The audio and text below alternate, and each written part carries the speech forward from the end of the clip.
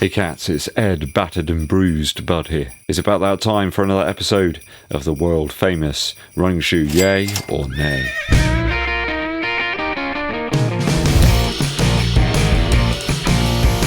4 shoes up today, guys. I'm going to tell you whether I'm going to pick them up when they do release. This isn't me saying that the shoe's terrible, I think it's going to be trash. All I can look at is the stats and tell you whether I think it'll be worth me picking them up in the future. Or I could leave it to one of my shoe tuber buddies. They might be able to do them more justice. Hope that clears up the intention of running shoe yay or nay. Some people seem to struggle to grasp the whole concept of it. If you're enjoying the videos, guys, please help the channel out by clicking that subscribe button, but also hitting the bell below for notifications of when we roll out those new videos for you. And it really helps out too if you give this video a thumbs up like and also share it with your running buddies. Danke schön. Don't forget, Christmas is coming. You can pick up some EDDBUD running shoe reviews merchandise from the links below. Shoe number 1, it's the Rebel 3. So what's changed on the proposed version 3 of the New Balance FUELCELL Rebel? I mean, it's vastly different to the V1, isn't it? If you ran in that shoe, this thing looks completely different. Whole midsole stack now appears much higher, and it's starting to look a little bit characterless, really. Perhaps like a load of other shoes of this nature. There just seem to be so many of them, even from New Balance as well. What separates the Rebel out from the Propel and so on and so on. Hard to tell if there is in fact more cushion here in the Rebel 3. Certainly the profile and the aesthetic features of this one are a complete mirror, really, of the RC Elite version 2. Very similar outsole pattern there on the Rebel 3 compared to the RC Elite 2. I really wasn't a big fan of that. Bit of a cut and paste job for me. Almost relegates the RC Elite 2 to this. I know it doesn't have a carbon plate, obviously, the Rebel. It's almost like they've shifted the names around. Looks like a 6mm drop is still on the cards here, but there's few actual changes really from the Rebel 2. Odd to launch this to the public, or at least show the public it, so soon after the Rebel 2 released. Just seems a strange one to drop it at this point of the year, when people's focus perhaps is on Christmas trees and mince pies. I think this isn't one that I'm hugely inspired to try out. As such, I think it'll be a nay for the Rebel 3. I think it's just moving too far away from what made the original Rebel really interesting in the first place. Slightly lower stack, non-plated shoe, we just seem to be moving further and further away. They all kind of look the same, really. Shoe number 2. It's another follow-up. The ENDORPHIN Shift 3. Now, at least visually, this one's much more appealing to me. I didn't really like the look of the Shift 1 or 2. Not that the looks of a running shoe should really deter you from trying it out. It just really didn't work for me, that one. A more attractive profile here almost looks like the foot of a transformer robot. The sample weights indicate a 266 gram shoe with a 4mm drop. I'll tell you, it doesn't half look like a Hoka shoe, this one, doesn't it? Do be mindful, I didn't say Hoka One there. Apparently they're just Hoka now. In fact, the boxes have been saying Hoka for a long time, but I think all the labels that they printed to go on the boxes said Hoka One, so maybe they've just been waiting until they used them all up. It's that standard Power Run midsole material here in the Shift. You don't have that newfangled Power Run PB or anything like that. I think it makes it a bit of a Hoka competitor really for daily use, maybe for those longer miles. I think the stack will scare off a few people. 39mm in the heel. You can put these on and pretend that you're EDDBUD. There's a quite considerable TPU support segment there in the rear of the heel. I think it moves this into a sort of partial support kind of shoe, maybe along the lines of the Nike Infinity Run, or even those Solar Boost models from ADIDAS. I'm not too sure why anybody would really opt for this one over something like the Triumph. If you want something for long runs with loads of cushion, that's got that Power Run Plus stuff in, which just seems a little bit more useful for that type of use case. If you're trying to protect the underfoot from impact protection, then the Triumph seems a better bet. And if you don't want that one, you've got the likes of the Invincible Run or the Prime X if you want masses of cushion. Now, this shoe doesn't come out apparently till October 2022. Yeah, I'm not really sure why they've shown it to the public now.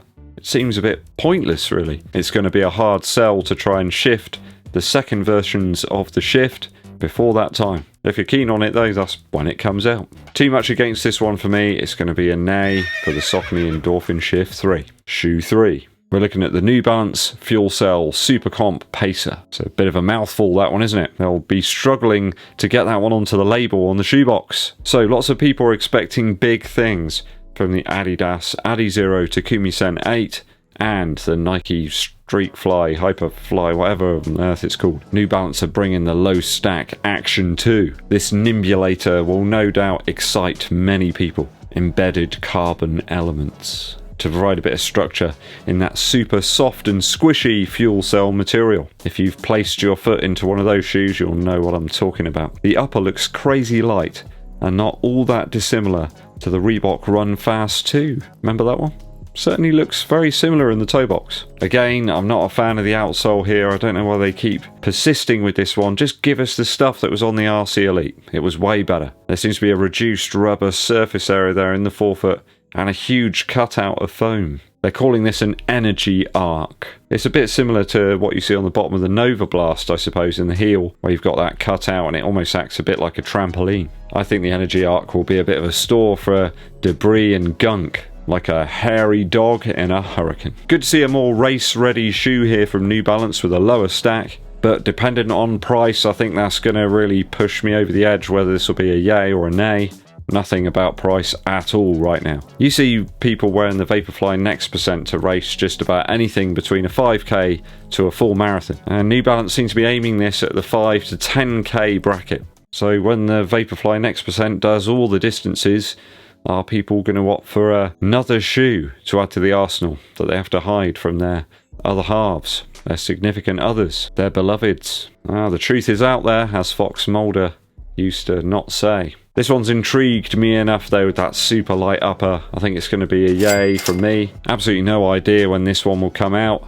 I should imagine though that I want to get it out relatively soon, with Adidas dropping that Takumi Sen 8. Still hasn't arrived yet, guys. When it's here, you know that I'll be reviewing it. Last but by no means least is shoe 4. Now this one's crept up out of nowhere and not a lot of people are talking about it. The Adidas ADISTAR. Quite a few viewers have requested that I cover this shoe in the yay or nay, and they're showing an awful lot of interest towards it. The upper appears to have elements of the Solar Boost mesh and a profile that fits with the current Adizero line. Adidas have been very forward here with the advertising for the ADISTAR. They suggest this shoe is for the longer, slower runs. We got dual density foam here, guys, in the ADISTAR. And there's only one other thing that gets me that excited. It's when I hear the front door knock and the pizza arrives. The new foam is called Repetitor Plus, apparently. I think it sounds a bit like a transformer, doesn't it? From what I can deem, there's two different types of Repetitor here in the midsole. I think it's a plus section at the back of the shoe, which appears to be firmer to absorb some heel action. Only 6 mil of drop here, so again, it does look like they're trying to encroach onto Hoka's turf. In the marketing gump for this shoe, they also mention about that rocker geometry as well.